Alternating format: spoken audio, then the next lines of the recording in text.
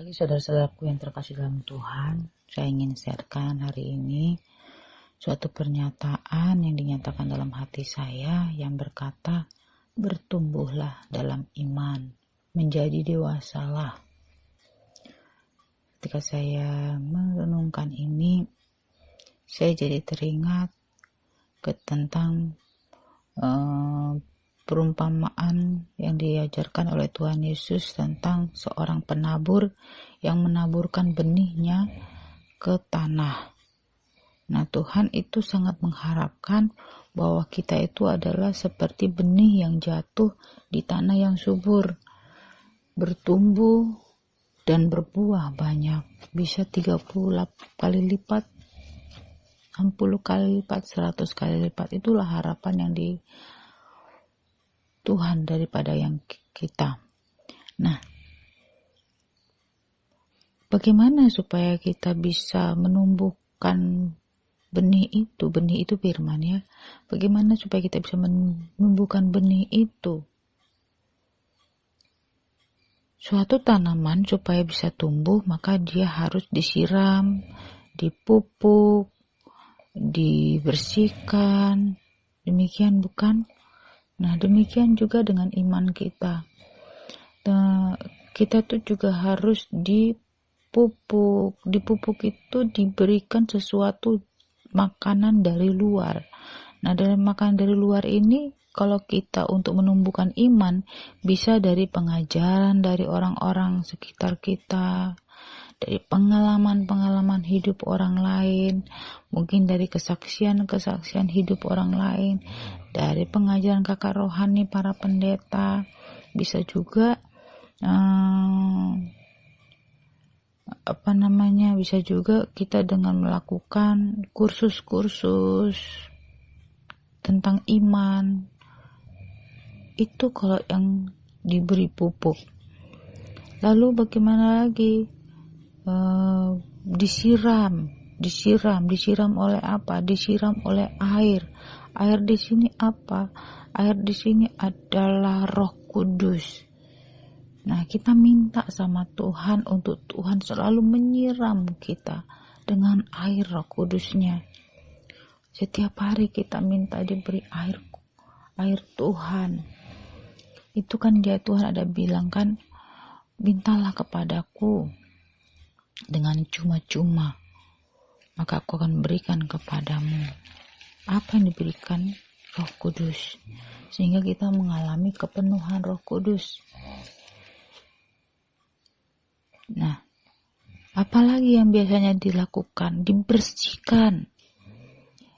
Maka tumbuhan kita itu harus, benih kita itu harus dibersihkan dari segala yang jelek-jelek, dari rumput-rumput, dari benalu-benalu, dari rumput-rumput. Bagaimana cara membersihkannya?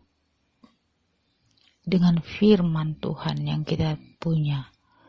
Kita membaca firman. Firman itulah yang menyuduskan dan menyucikan hati kita. Jadi ada banyak suatu kerjasama di sini supaya kita bisa bertumbuh, yaitu dengan cara membersihkannya dengan firman Tuhan, menyiraminya dengan Roh Kudus, dan dengan menerima pengajaran-pengajaran, yaitu memberi pupuk. Nah, ini yang harus kita lakukan supaya tergenapilah firman Tuhan yang dikatakan dalam 2 Petrus 3 ayat 18. Ini yang mau kita baca hari ini. Demikian firman Tuhan. Mulai kita baca dari 17. Tetapi kamu saudara-saudaraku yang terkasih, kamu telah mengetahui hal ini sebelumnya. Karena itu waspadalah supaya kamu jangan terseret ke dalam kesesatan orang-orang yang tak mengenal hukum, dan jangan kehilangan peganganmu yang teguh. Tetapi bertumbuhlah dalam kasih karunia dan dalam pengenalan akan Tuhan dan Juru Selamat kita, Yesus Kristus. Baginya lah kemuliaan sekarang dan selama-lamanya. Nah, bagaimana supaya kita bertumbuh? Tadi katanya maka kita harus mengusahakan ya dengan pertolongan Roh Kudus. Supaya apa? Apa sih gunanya kita bertumbuh? Supaya kita beriman teguh, punya pegangan yang teguh di akhir-akhir zaman ini. Kalau kita nggak baca firman, kalau kita nggak dipenuhi Roh Kudus, minta pertolongan Roh Kudus, nggak menerima pengajaran, susah bagi kita untuk berpegangan.